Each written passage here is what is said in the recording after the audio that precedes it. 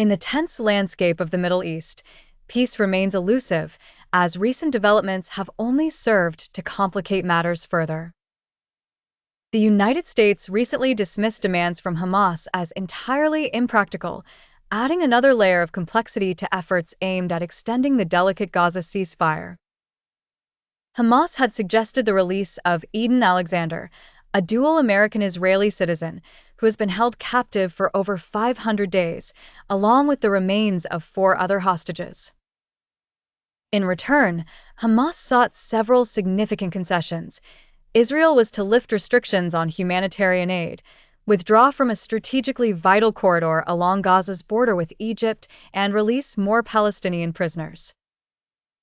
The U.S., however, found these demands unacceptable, labeling them as impractical.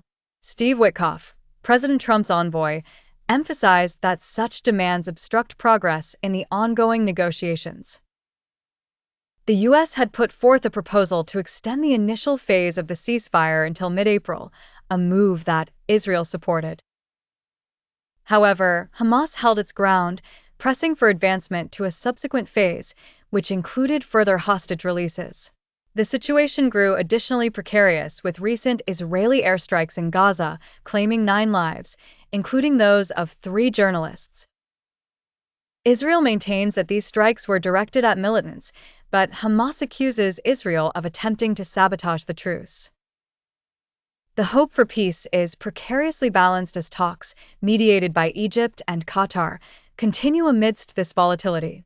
Each side remains steadfast in their stance, contributing to the ongoing tension.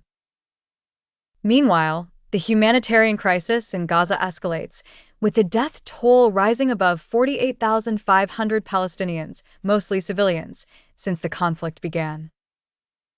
Every passing day adds to the desperation felt by those on the ground. While diplomatic efforts strive for a breakthrough, the challenge remains steep as regional dynamics and deep-seated mistrust persistently fuel the cycle of conflict.